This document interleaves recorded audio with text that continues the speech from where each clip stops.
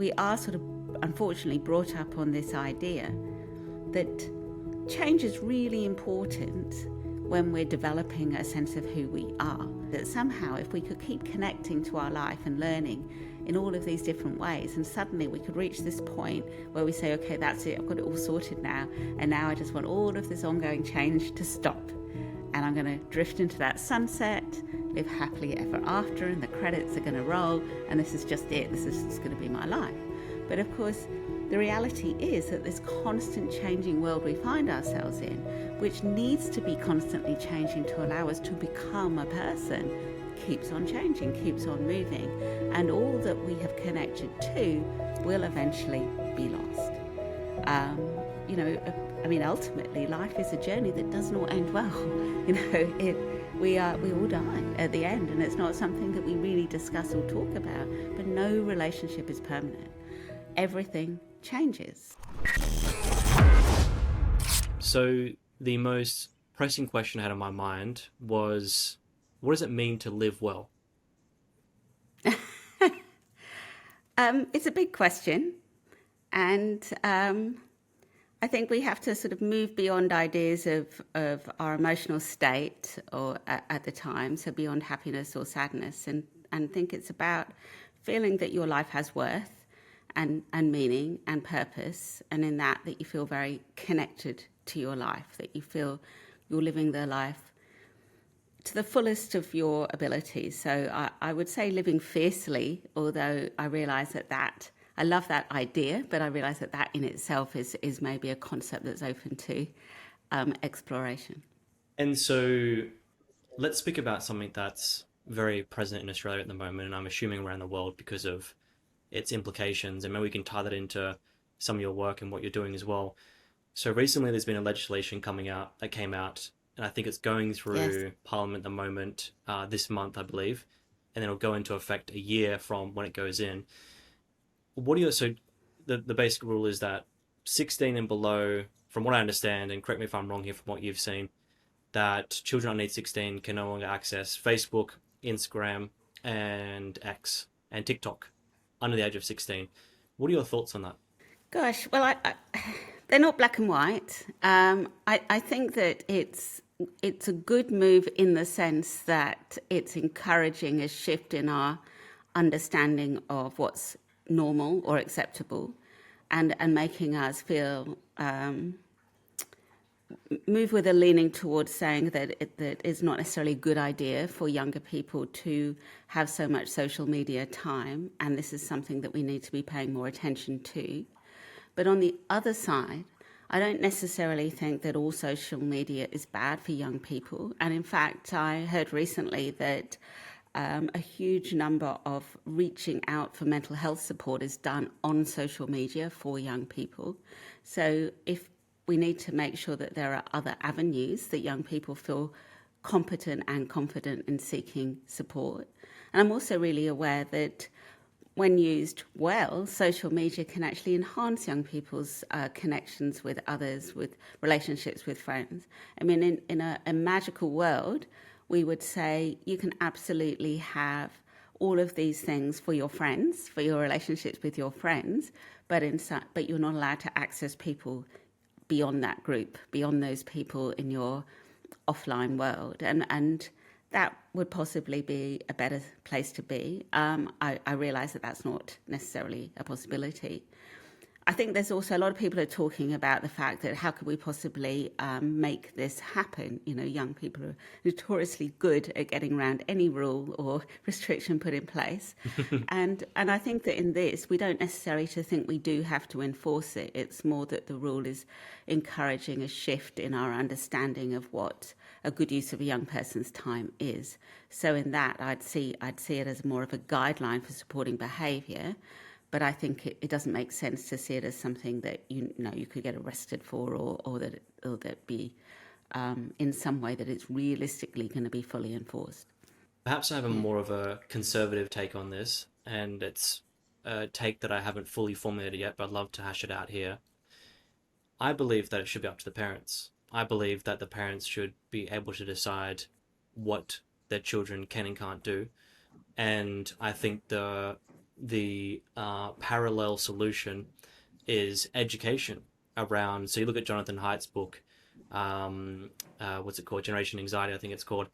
And a lot of the research in there and advice in there is a very clear idea on what one can do to facilitate mental well-being within children and obviously within parents as well, and adults.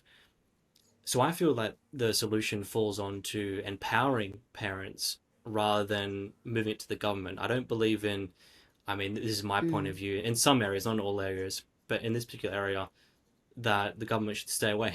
And that what they should do is education, Right. from a distance. Well, I agree with you, but I also think that by putting this in place, maybe that is in some way helping to empower parents. Because as much as we want families to be able to make decisions in the best interest for themselves as families and to support parents to make good decisions, it's very what you think is in the best interest of your family is going to be hugely influenced by the norms around you, by the what other people are doing and what the socially accepted viewpoint is. So in part, by shifting that, we're helping parents to actually make better decisions, although they can still make them for themselves. But I also think that a lot of parents feel that they are just helpless, or they're just a very small voice in the bigger world that is really supporting the use of social media. And of course, social media companies have a huge amount of sophisticated marketing behind them. And it's really hard for parents. It's a bit like trying to sort of compete against colourful cereal boxes with a apple, isn't it? It's you're trying to push something that's really a good decision, but if you're competing against a world that says otherwise, that's a hard ask, especially for teenagers. So I think that absolutely for younger children, decisions are firmly within the domain of parents, because parents still have the biggest influence on their children and the strongest relationships. But in those early teenage years, that's not necessarily so easy or the case. But that's really as well why I'm saying that I don't know that this is very enforceable, or even that there should be huge measures to enforce it beyond the parents being able to refer to the rule. And of course, if people are undertaking sort of criminal behaviour online, then you have another layer to help protect young people as well.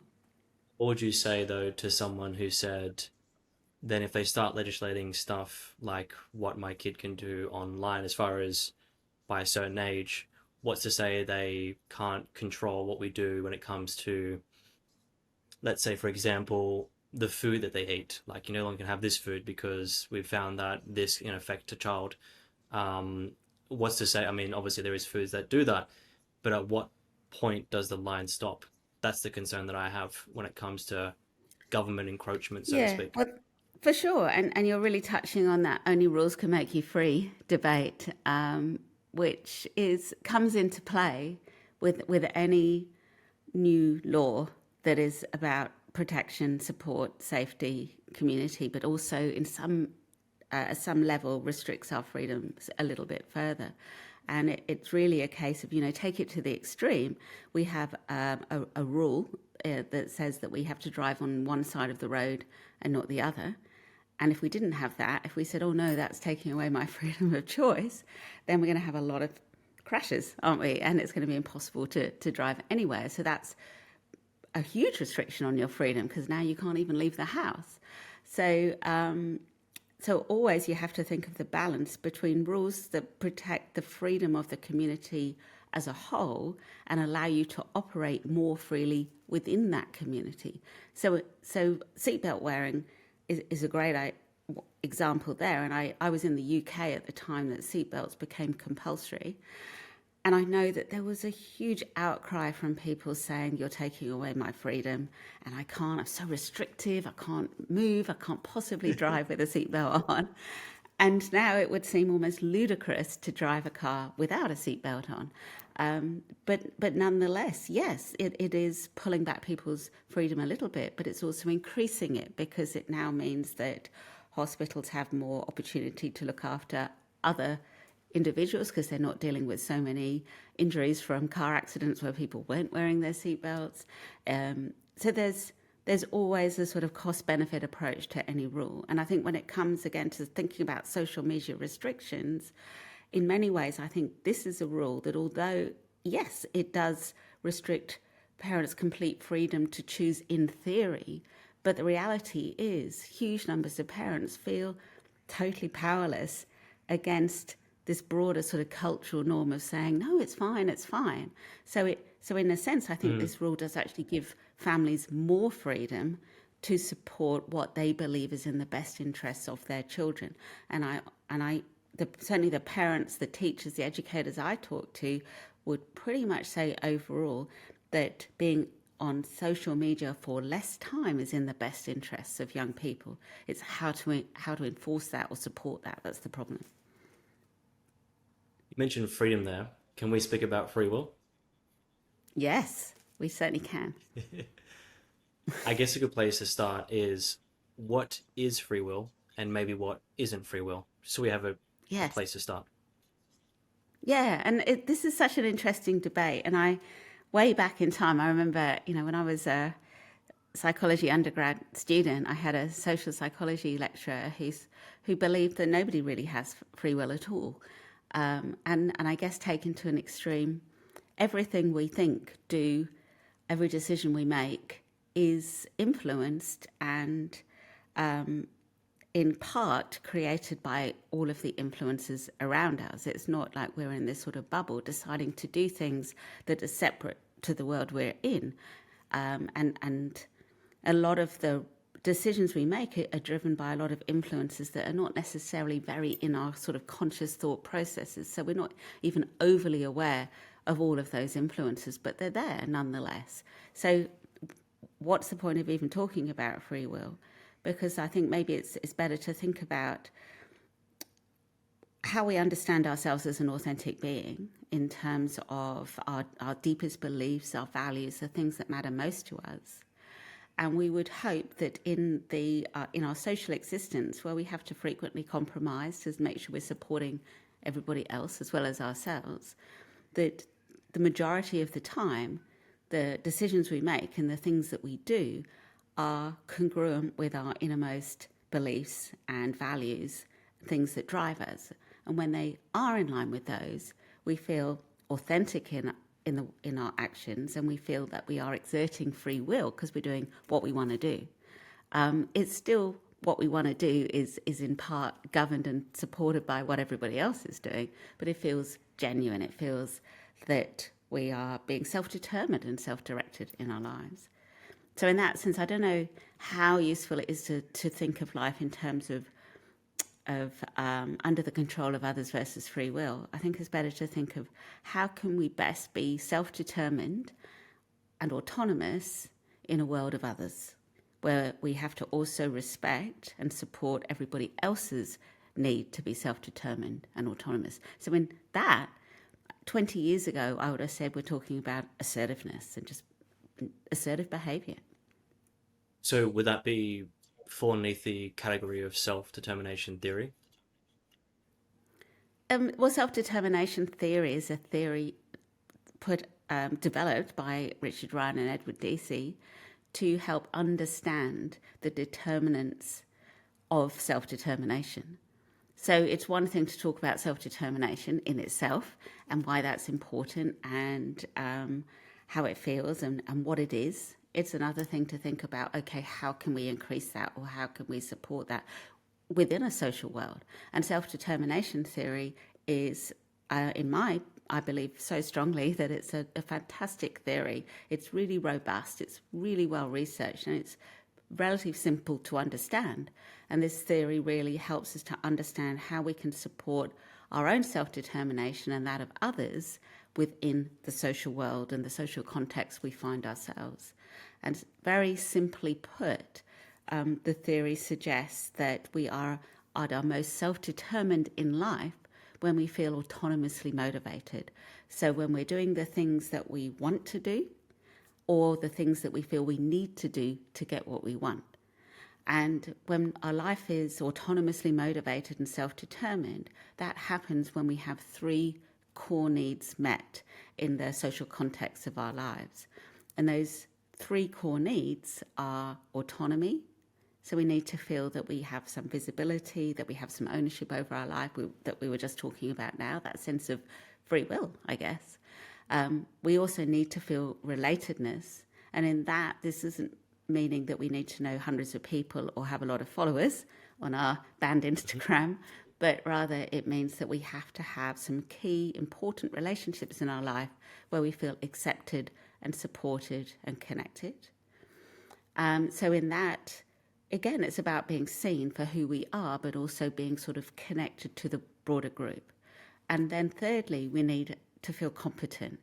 And what that means is not that we have to particularly achieve anything in particular, or even to sort of win at anything or see ourselves as better or worse than anybody else, but that we need a sense that we have purpose and that we're growing and developing. And that might be in your job or in your learning if you're a student, or it might be in your relationships, or it could be personal learning about yourself. So if you think, I always ask people to think about experiences that they have day to day where they think, yeah, that was a good time. Simple things like maybe, having a coffee with a friend. Why is that a good time? Because it meets those three core needs, because you chose to have the coffee, it's under your control, it doesn't feel like work, because you are doing it with a friend, so you're in a trusted, good relationship. And you learn through that conversation. You learn about yourself, you deepen your connection, so your competency grows in several ways. Hence, you couldn't have exactly the same conversation with the same person in the same coffee shop and get the same benefit from it, because you're not growing in competency. So day to day, different activities will meet different needs to a different degree. And of course, we have all these other needs as well. But those are the three core needs that, when satisfied, give us a sense that we're living a self-determined life with others, and we have autonomous motivation over the things we choose to do. So I want to come back to free will, and the reason I want to come back to that is I'm not so clear on the definition. So the definition of free will that I have here is that free will is the capacity or ability to choose between different possible courses of action. So when we think about free will, are you saying, and correct me if I'm wrong here, I'm merely poking around to see, what Yes. the belief is. So would you say that the concept of free will is perhaps not relevant, but rather it doesn't explain how to live in balance between others and yourself? Is that what I'm understanding you saying? I'd say it's an interesting discussion, but I don't know how overly helpful it is for people day to day Mm. in their lives. It's an interesting discussion to think, how much are we influenced by others? How much are our choices actually our choices? If I decided to go and buy a new outfit, I've got free will to choose what I buy, but that decision is made on the basis of all of the images I've seen and what my friends are wearing and what people I admire in the media are wearing. And so it's not really my decision. Hence, we all sort of are wearing flares one year and then think, oh my gosh, never again. And then we are again. And, these sort of decisions and choices and preferences that we have are very heavily governed by other people who are making decisions about what they would like us to do. So in that sense, we probably always have less free will than we think we do. But I think more helpfully to think about how to live well, how to live your best life, is to think, how self-determined is my life? How autonomously motivated am I? And a simple way to think about that is to think, when I'm doing something, is it something I want or need to do, or is it a should or an ought or a must? In which case it's probably a social obligation, or you're doing it for somebody else. So in that, you're less self-determined, less free will in that. Gotcha. Okay, then would it be safe to say that free will exists, but not as in such a large way that we think, and the options are really limited, and that even if that is the case, it's perhaps maybe not as relevant as we think it is, because at the end of the day, it doesn't actually lead to the kind of life that we want. Well, it's more that we are social beings, and our identity is created socially. So I think we have to sort of move from thinking of ourselves wholly as an individual and thinking more that we understand ourselves in the relationships we have within everything in our world, and to be more aware of that, to be more aware that we're part of the context, we're not separate to it. And so we can certainly be authentic in our actions. We can certainly feel they're genuine and the things we want to do. It's not like we feel that we're going against our will or against our free will. It's more that that concept of free will sort of conjures up this idea that somehow we can make decisions and make choice in life that's completely separate to the world in which we find ourselves. And that's just not the way that we operate. And it does, but it's okay, because it doesn't mean that we're constantly feeling like we're in prison in some sort of social bubble of matrix. Rather, because we internalize the norms around us, we internalize the ideas, and they become our choices and the things we want to do. And that's a good thing. That's a good thing. We want to do that because we want to be in tune with our context. We want to feel part of the social world that we have in part created. That we belong. That we belong to, yes, that defines us. It really, in this, it all comes down to thinking about identity and thinking about identity as a socially created thing. So, and it's something that I think in our drive for survival, which is our sort of, you could say everybody's number one drive in life is to survive and the survival of the species at large, but our own survival first of all. We want to survive in the sense that we want to have some sort of contained, understood sense of who we are. And we don't want to lose ourselves. In fact, people who are struggling will often talk about, I don't know who I am anymore, or I've lost a sense of myself, or I'm falling apart. And those descriptions of distress are really saying, I've got a fracture to my identity right now. It's less cohesive, it's less understandable, it's less whole, and I need to work on repairing that and creating that. And the way we do that is within all of the relationships we have in our world, and we internalize the messages and that we get from those relationships, and that becomes who we are. And if one of those relationships is fractured or damaged or threatened, then that fractures our understanding of ourselves, and that's why we experience distress. It feels really uncomfortable, it feels uncertain. So in that, rather than thinking about have I got free will or not, I think we need to think, are the relationships I'm creating allowing me to be self-determined? Are they supporting my deepest values and ideas about what matters to me?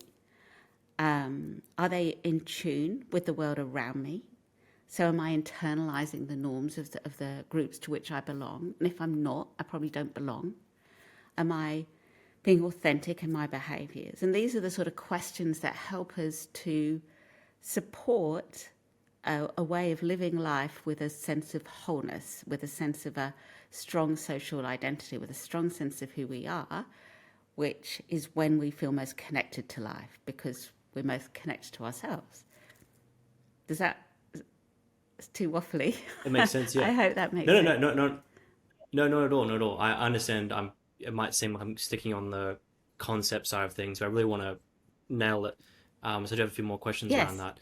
Yes. Would a better way to perhaps see, and I'm just putting into my own language now, and then feel free to, refine it or sculpture in a different way if you wish. If you look at Stephen Covey, for example, talks about dependence, and you might think of dependence as a child with a kid, or someone that hasn't been able to connect with a parent in certain ways, depend on them, needs them to survive. Independence, which is, and perhaps you might even debate what that even is, but independence, like as in I'm fine by myself, I really need anyone else, which I don't believe is true, but I'm just putting it out there as a concept. And then interdependence. So the question, rather than, I'm independent and how can I be more independent? And if you look at some of the, self-help books from 1930s, 1940s onwards, you see a lot of themes around the individual, right? And then I'd also argue that uh, the social structures that we live within in Western culture, if you were to look at more, American, what's the phrase I'm looking for here? Uh, American politics from when it became America in the 1700s or where it was. You look at a lot of the principles and themes, it's all around sovereignty and the individual. And that's the independence, right? I'm independent, I'm sovereign, this is who I am. And then you have interdependence, which is, okay, I do have some autonomy over who I am, but I also realize that I'm a part of a bigger picture. And a perfect study to illustrate this, and I've said this study a few times on this podcast, so it might be slightly more drifting towards how I see it. But the original one is from The Social Animal by Elliot Aronson, an incredible book in social psychology. I think it was written in the 1970s. There's the 12th edition they have now or something. But in this study, they asked a question to a Chinese individual who lived in China. When you see this picture, what do you see? Then they went to America and even tested it out. You might know this study already. I mean, I've said this to you before. They go to America and they see the same image. Even an individual who has Chinese background but has lived in America will see the image. And now the Chinese person will say, "Oh, I see a collection of people working together." And then the American person will see the image and say, "I see an individual, pushing the Yes, people forward." yes. So the question of free will and exist or not is kind of irrelevant, and what should really be focused on is self-determination, which means, and I'm just going to repeat back what I understand from it so far, it's like, me as an individual living in the world that I live in, am I feeling like I'm competent, that I'm doing what I want to do, and do I feel free in my own right, but do I fit into the broader picture of the collective as well? Is that what I'm understanding so far with the interdependence way of thinking about things in my model of thinking of the world? Is that a more holistic way, in your opinion? I guess so. I mean, there's lots in what you said there. So just sort of going Mm. back to the beginning and thinking about that idea of dependency, and then becoming more independent, and then sort of operating in this independent way in life, with an understanding. There you could look at that in terms of identity again, and you could say that, for a very young child, they're really very their sense of self is very entwined with their key caregivers, often the mother, but maybe both parents, maybe somebody else.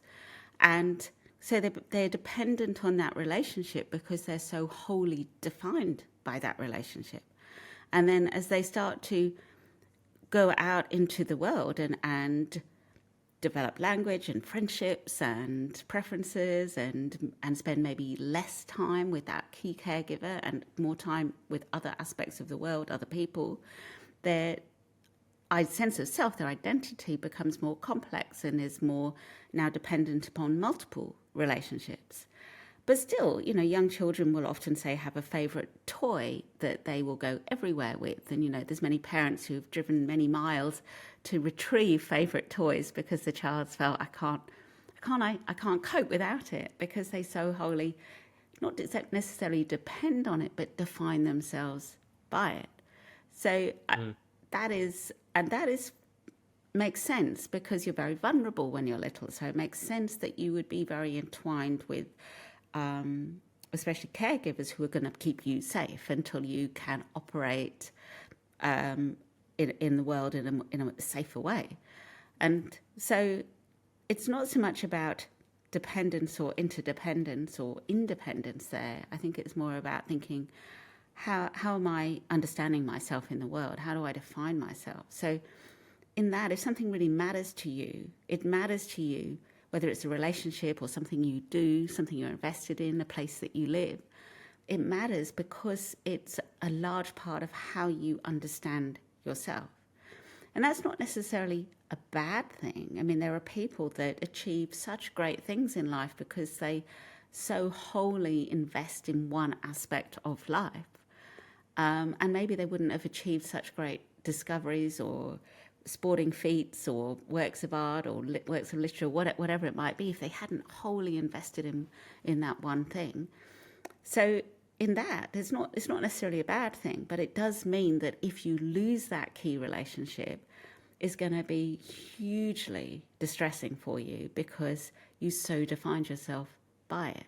So I certainly back in time, I guess going back now maybe 25 years, there was a lot of talk about how it was healthy to have multiple interests and define yourself in multiple key ways, to have what you might call interdependence, because then if something goes wrong, you still have quite a strong sense of who you are.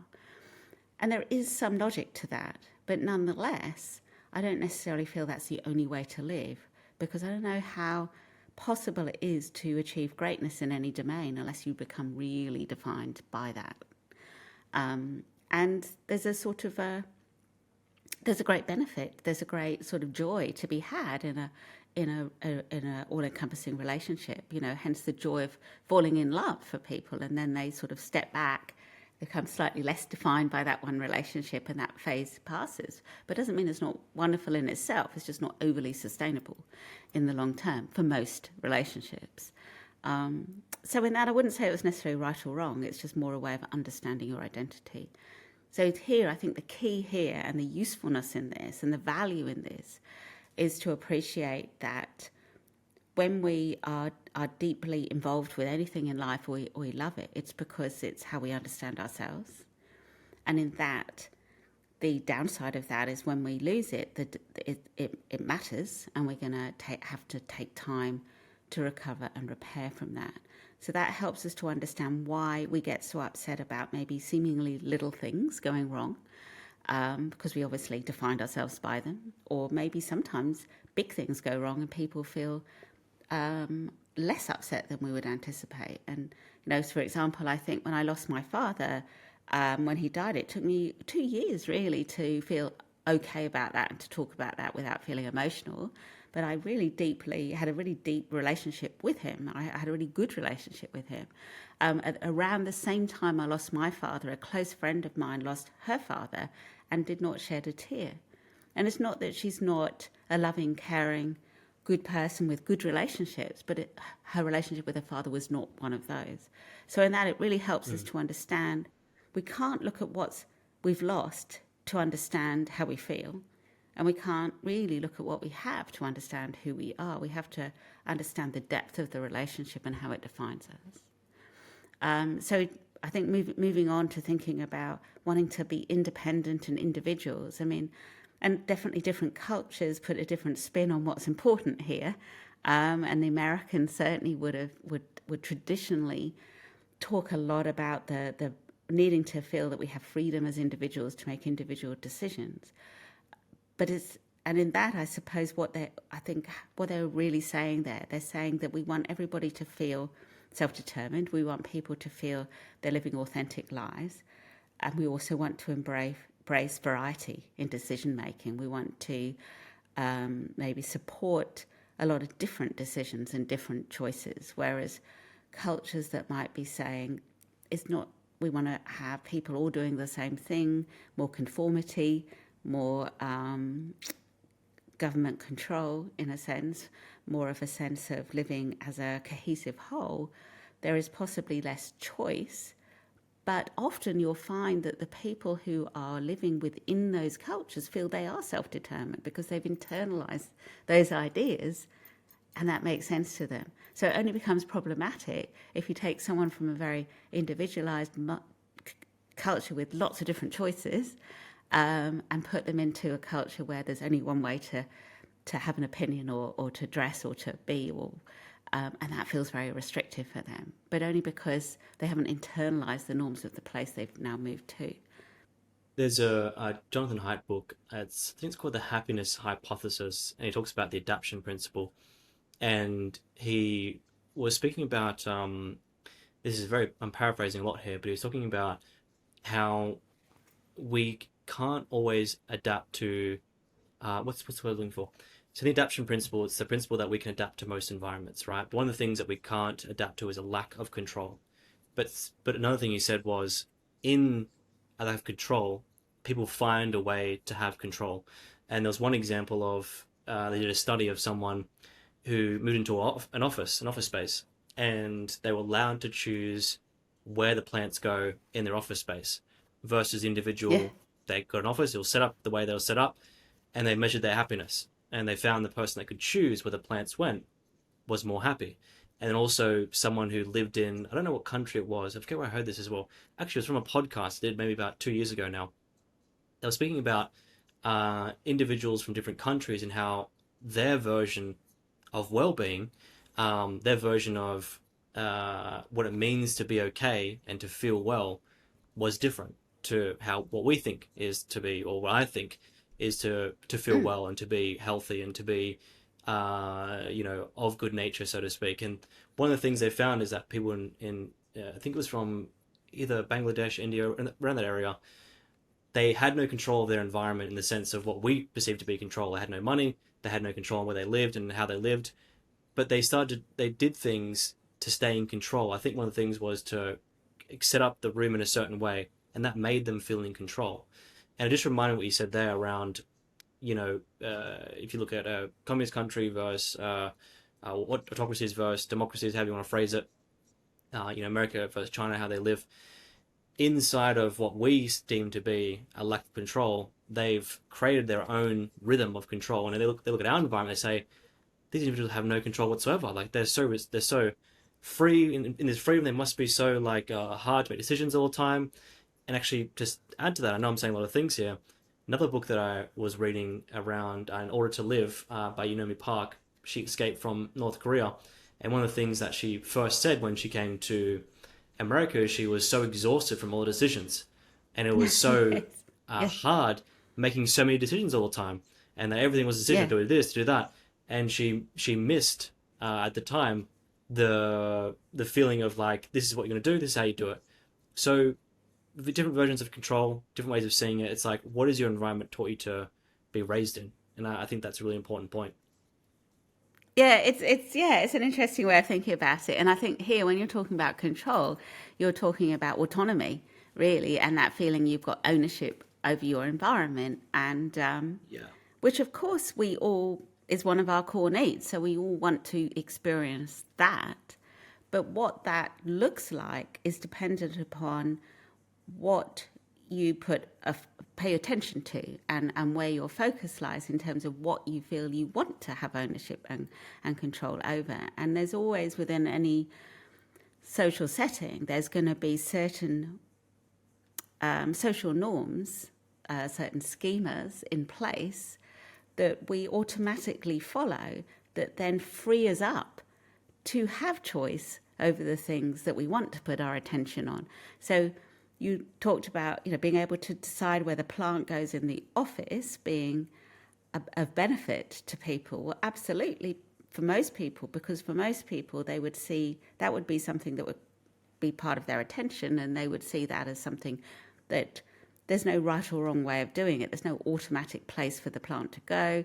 And so therefore, I want to have ownership over my office, and I want to decide.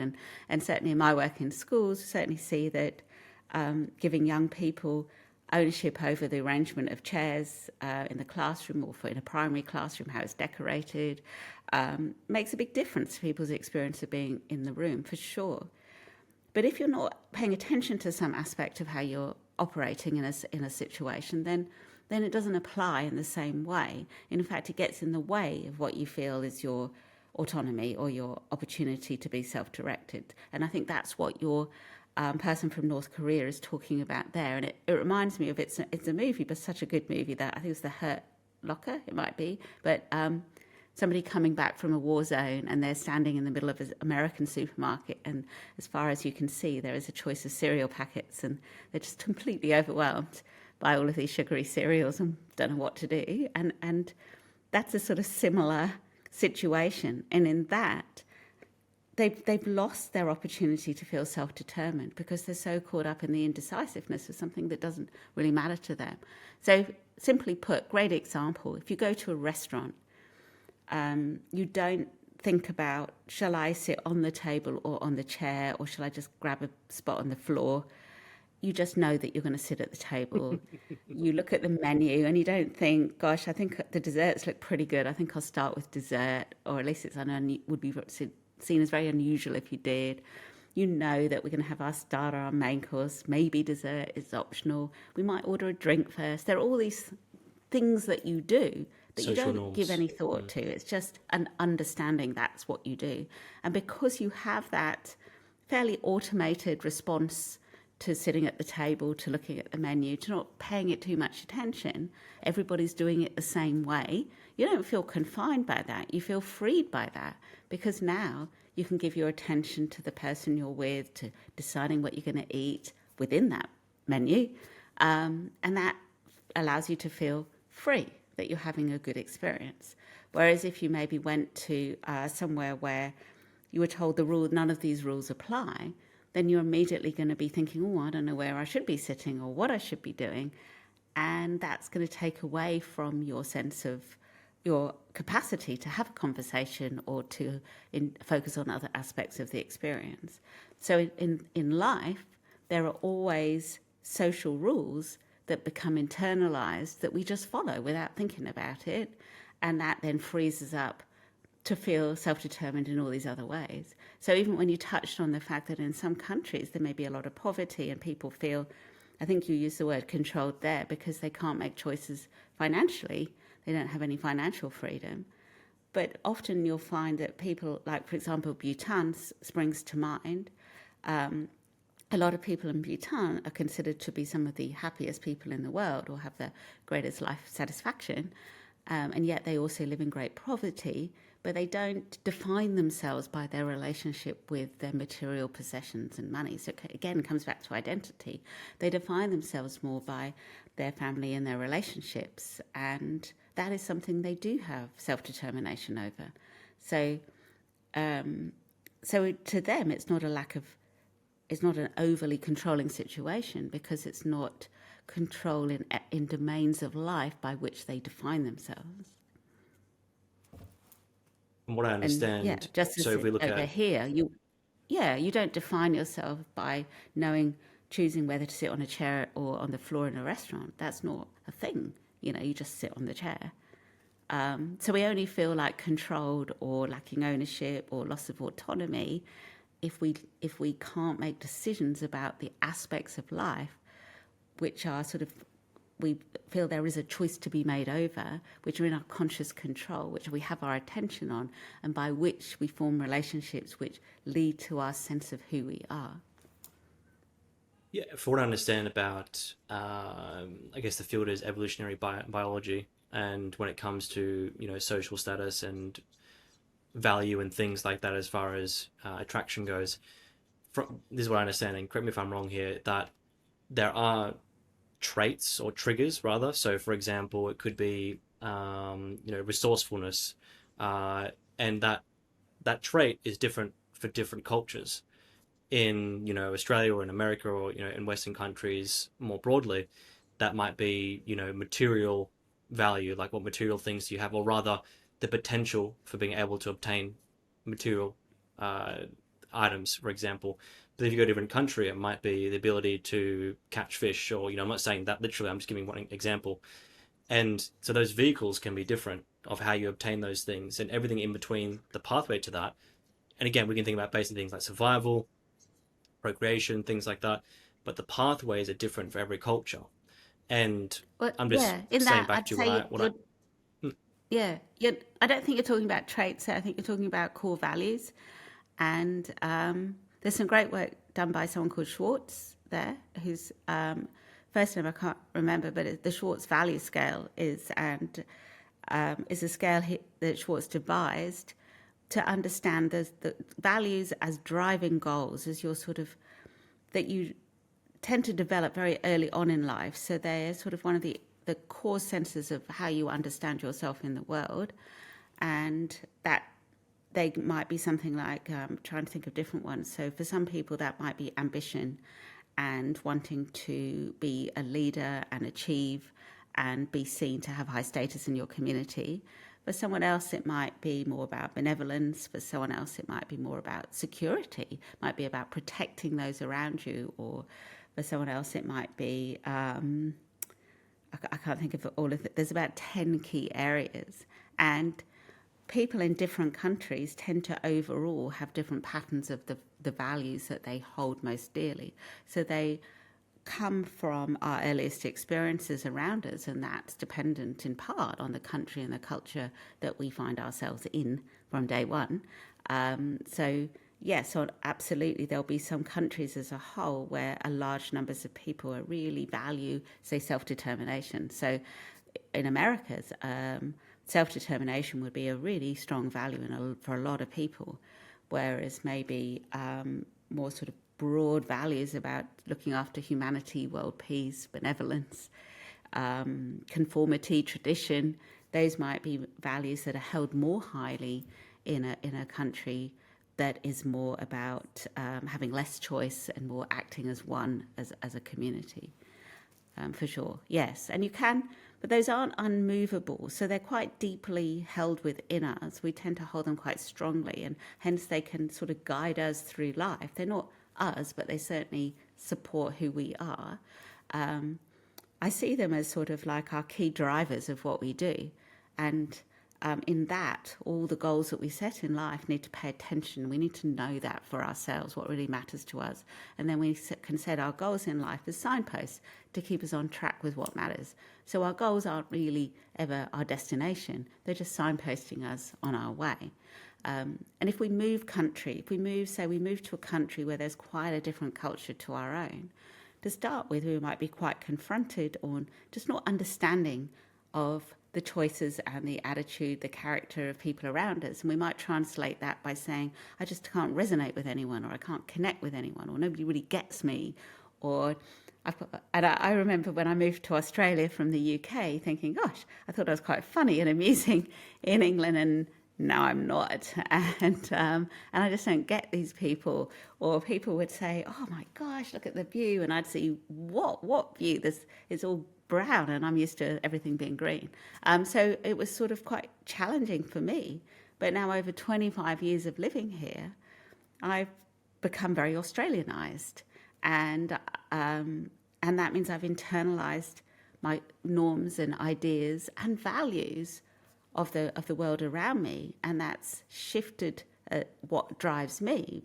But that allows me to have my needs met in the world in which I live now.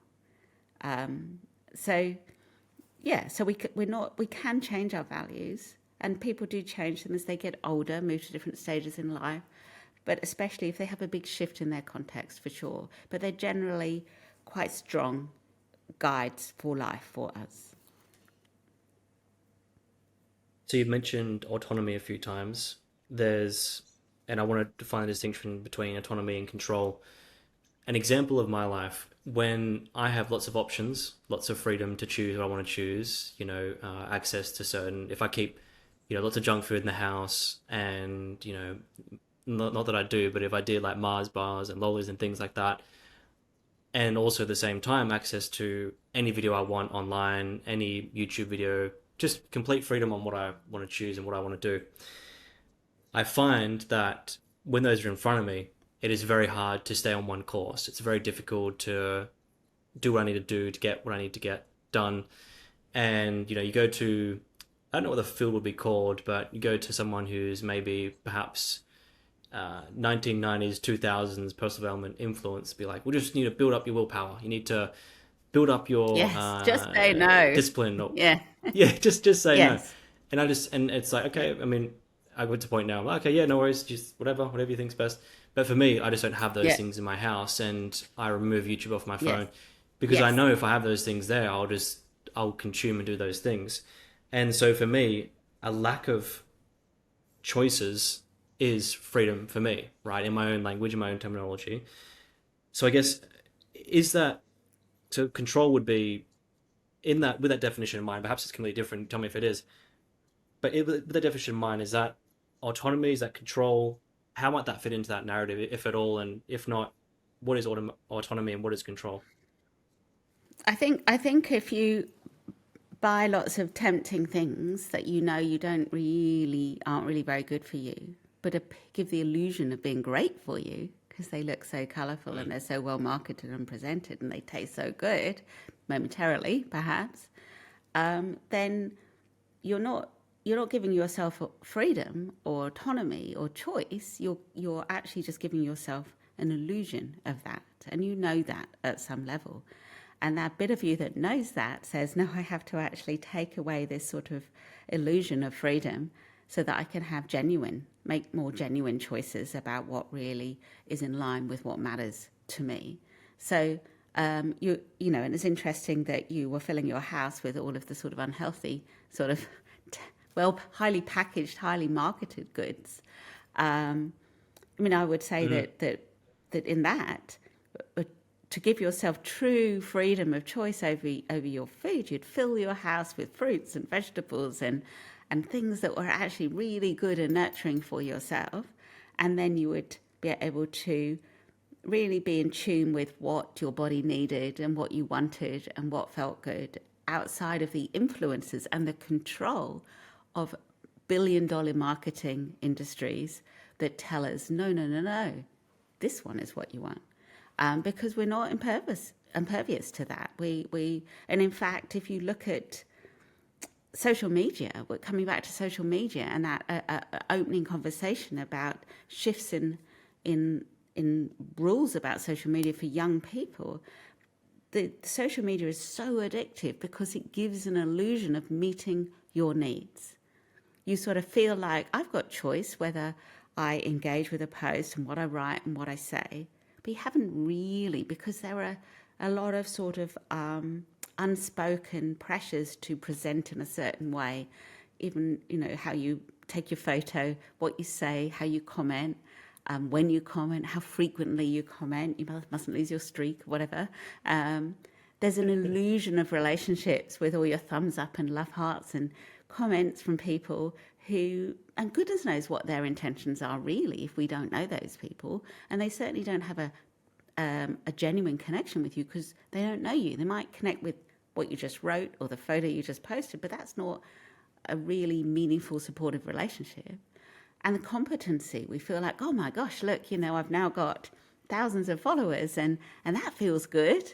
And it feels good for everybody because it gives you an illusion of your growing competency, but it's not real in the sense that you're growing skills and understanding and necessary capacity in your day-to-day life. I'm not saying these things don't influence and give us opportunity in other ways. I'm not saying that these things are necessarily all bad, but they're not giving us greater sense of freedom in life. They are actually quite controlling of us.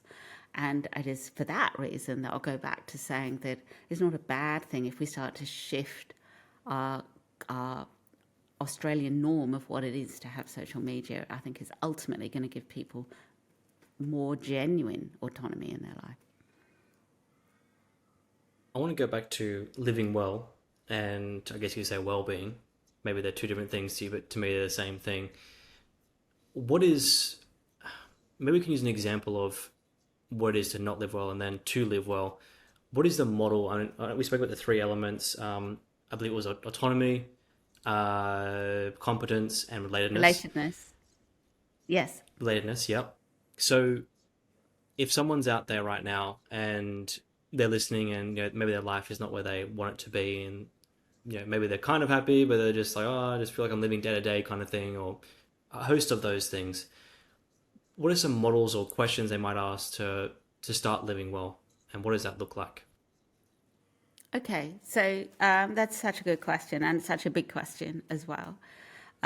So firstly, I think it's really helpful to consider how you're understanding the notion of what life success looks like and what your and how real that is or how possible that is, and to consider how you might meaningfully maybe alter or refine your understanding of success to allow you to embrace an experience of success in life more fully and feel that you are living well. We are sort of unfortunately brought up on this idea that change is really important when we're developing a sense of who we are. And we talked about that young child being wholly dependent on their primary caregiver and then gradually sort of connecting with the world around them and shifting and changing. And that constant change around them allows them to develop a complex sense of themselves, a multifaceted sense of themselves as somebody who can go forth as a self-determined being. So, and we sort of understand that. And we support that in children. We support that in ourselves. We try new things. We go on adventures. We develop. We learn. That's what school's all about, in essence. But then we're brought up on this idea that somehow if we could keep connecting to our life and learning in all of these different ways, and suddenly we could reach this point where we say, okay, that's it. I've got it all sorted now. And now I just want all of this ongoing change to stop. And I'm going to drift into that sunset, live happily ever after, and the credits are going to roll, and this is just it. This is just going to be my life. But of course, the reality is that this constant changing world we find ourselves in, which needs to be constantly changing to allow us to become a person, keeps on changing, keeps on moving, and all that we have connected to will eventually be lost. Ultimately, life is a journey that does not end well. We all die at the end, and it's not something that we really discuss or talk about. But no relationship is permanent. Everything changes, and there's a story which I talk about in the Impossible Question of Living Well in the book, which is a story taken from the Sahara Mountain Center in California, one of the first Buddhist monasteries outside of in the Western world. And in this story, it talks of this Buddhist monk, Japanese Buddhist monk, who was the teacher of many Western students and was asked at the end of a lengthy lecture by one of the students who had been struggling a bit with some of these Buddhist concepts and philosophies and ways of living well. And the question was, excuse me, but I know that I've been coming for a really long time and I've been really struggling, and I just wondered if you could just sum up what Buddhism is in just a sentence or two. And everybody laughed in the class because they've been studying this philosophy for such a long time. But the teacher, this Zen Buddhist monk, he turned and he looked to the student and he said very simply, everything changes. And that's it, the whole of Buddhist philosophy in just 2 words, everything changes. And I really feel that that is such an important lesson and good starting point for anyone to consider who wants to feel that they have greater amount of well-being, a greater connection to their life, a greater ability to live well. So that acceptance that as much as we need change to become complete, change is going to continue, and we will get fractured and we will have losses and we will lose things that really matter to us. The more that we can accept that change, the less likely we are to struggle with change in a way that harbours resentment and keeps us hanging into the if only and the shoulda, coulda, wouldas, and that's not fair, basically. And I think that a lot of people spend a lot of time feeling very resentful because life changed and they lost something important, and they feel that's not fair. And that harbouring of resentment stops people living life well. So one of the first steps I would say is to consider the necessity and the joy of change. And as much as we might want to end up in a world that freezes in time, that's not actually allowing us to be a person. That's not allowing us to have an identity and be part of the world. So that's why, I call the book The Impossible Question of Living Well, because everything that we develop has to come with an understanding that there will be suffering, there will be difficulty. But as much as that understanding of change is not going to take away the fact that we might be deeply distressed or unhappy at losing a relationship that deeply defines us, and we might need time to recover and heal from that, we can do that in a way that allows us to heal well if we accept that change, if we're accepting of that change, if we're less likely to take it personally. Because again, when we feel it's unfair and it wasn't meant to happen, we tend to take it really personally, don't we? Why did that happen to me? Whereas change happens, relationships are lost and broken. And if we can accept, I'm really upset about that and I'm going to need some time to come to terms with that and to rebuild my sense of self, but I'm not going to harbor the resentment of that.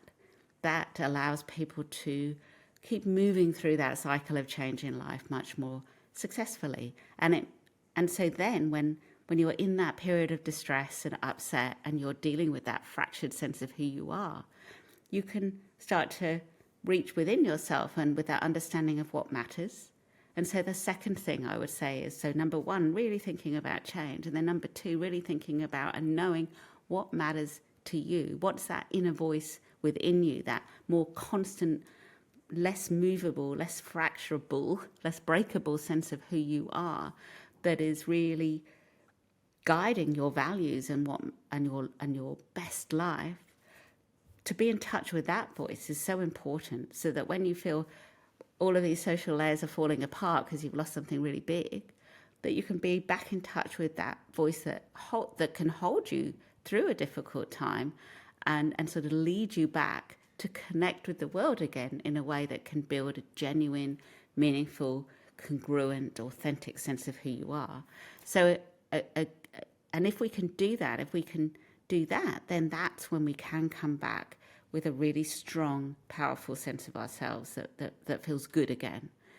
If you don't accept change and you not only harbour resentment, but you also tend to get a bit stuck in trying to rebuild yourself because you're trying to hold on to what was, and you're not, and that's when people go and they sort of, they might have lost a really unhealthy relationship and it went really badly wrong.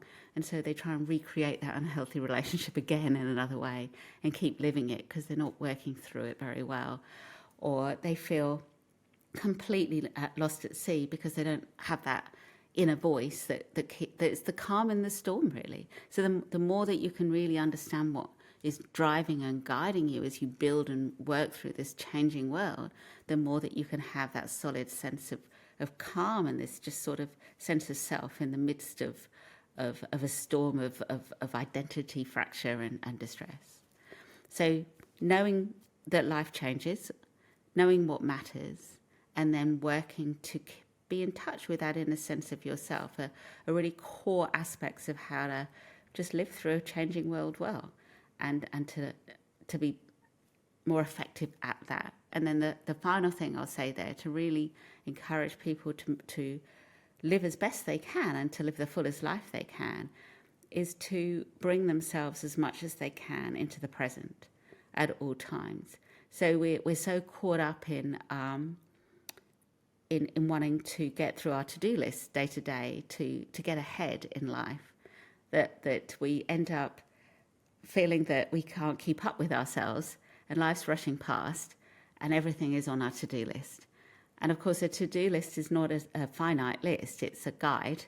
It's goals that guide us through life. It's never ending, really, isn't it? And that, you get rid of all those emails. You finally send out those emails and then 200 come back and it just keeps on moving. And we need to be careful to get off our to-do list and be in the here and now, doing things in our life for no other reason than because they're enjoyable, intrinsically rewarding in the here and now. And that is something that we tend to lose sight of in our busy lives, to the point where we end up even catching up with friends is something on our to-do list. And it's like, oh my gosh, it's our turn to invite them over because they invited us over before. Tick that off. And oh my gosh, I must do yoga for my stress. Tick that off. And, all of these sort of aspects of life that are supposedly about enjoying our life just become another thing on our to-do list. So make sure that every week, just for a couple of hours, you're doing something for no other reason than it's intrinsically rewarding in and of itself. And those really are the three biggest pieces of advice I would hand out to anybody. And I think a good disclaimer for that is with the concept, the first one you said, which is everything changes, that's, I'm assuming, and I think I'm 100% almost right with this, that's not to be jaded and say, well, you know what, everything changes, I'm not getting in touch with this person, I'm not doing this, not doing that, I'm not going to, do these things. So I think it's more about living on two levels. And there's a really cool quote that I wanted to add to this from Alan Watts. I've got it here in front of me. Let me just read it out. He says, what I would call a real swinging human being is a person who lives on two levels at once. He's able to live on a level of being his ordinary ego, his everyday personality, and observe all the rules. But if he only lives on that level, he only plays on those kind of things, it becomes a drag. And what he says is to live on two levels, to live on the level that you are this ego, you have these relationships and things change and whatever. Then also deep down, you know you're more than that. You're more than just the things outside of you, the relationships and, you know, how would you say, the breakups, and you go through those things, you Yeah. enjoy them as you would, like you enjoy, you eat the cake, so to speak. But then also on a deeper level, you know that you're this spiritual being, or you're a human being having a spiritual experience. And I thought it was quite ironic, at least for me, that when it comes to coming full circle now, free will, when we think about what matters to us most, we don't always get to choose that, at least from my observation.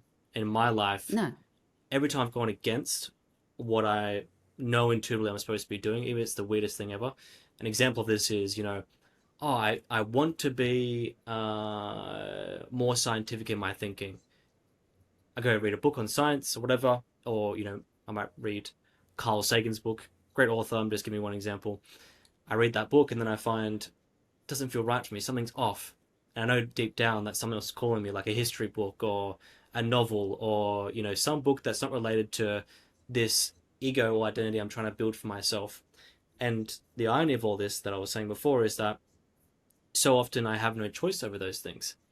And it's the things that I did that I knew I had to do just because it just felt right, that ended up bringing the most fruitful long-term results of what I thought a happy life was. I just thought it was ironic to add that because speaking about free will, and that's the definition of not having free will to a degree. Um, so yes, Yes. But it is, but at the same time, it is. Yeah. Yeah. it Yeah. is. So, I mean, Yeah, that's I'm a the huge fan of duality of it. Alan Watts. Yeah. And I think some Mm. of Alan Watts' words, you know, they seem quite old fashioned, I guess, in some of the terms and things that he uses, but there's so much wisdom so much wisdom in that. And he really is talking about that inner sense of who you are, that strong, core sense of who you are in terms of your values, in terms of your temperament, in terms of how you come into the world, that you can hold strong and refer to as sort of like this very special voice that can be your guide, as it were. But then everything else around you is this sort of socially created self. But you know, sort of touching on what you were saying about how thinking about everything changing, and so what's the point? You know, if it's not going to last, why would I invest? I think it's really important just to touch on that and to say it's vital that we do deeply connect and invest in our relationships, because that's what allows us to become part of the world as with a sense of our own wholeness, with a sense of autonomy and growing competency. That is what well-being is about.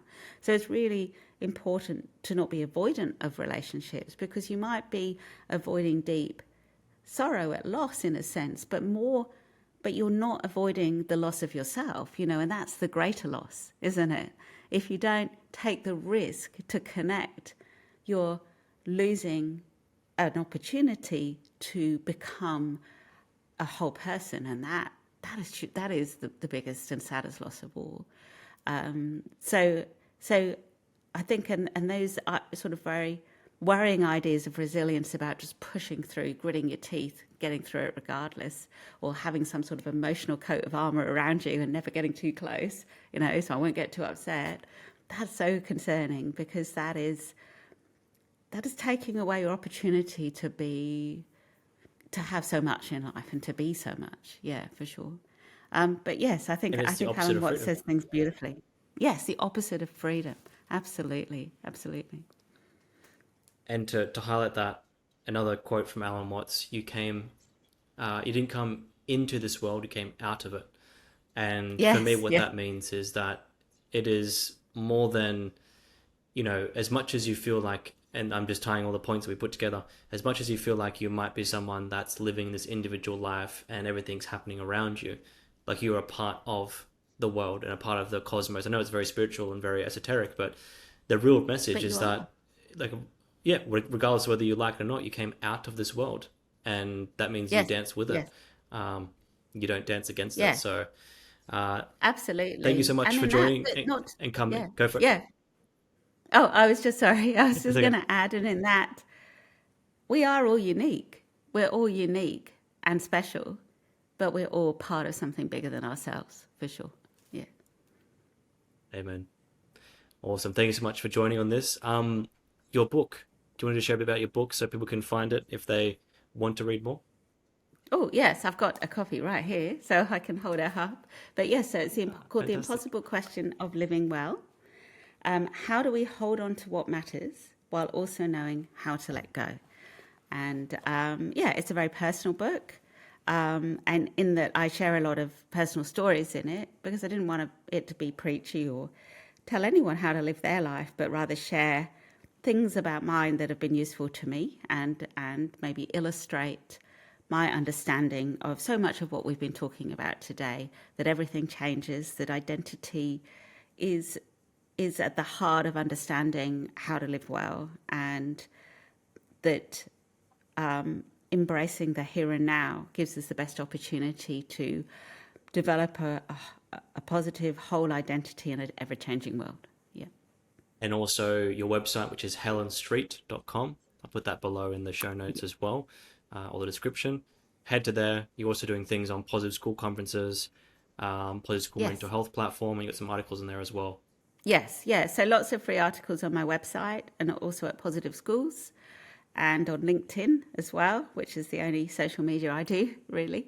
And yeah, so that's an opportunity if people are interested to find out more about what I've got to say, about life in general, but especially about education and young people. Fantastic. Well, it's been a pleasure to chat with you. Thank you. Thank you so much. I've really enjoyed our conversation. Thank you for watching this episode of the Getting Mental podcast. If you like this episode, then you'll love this one here and this one here. Check them out.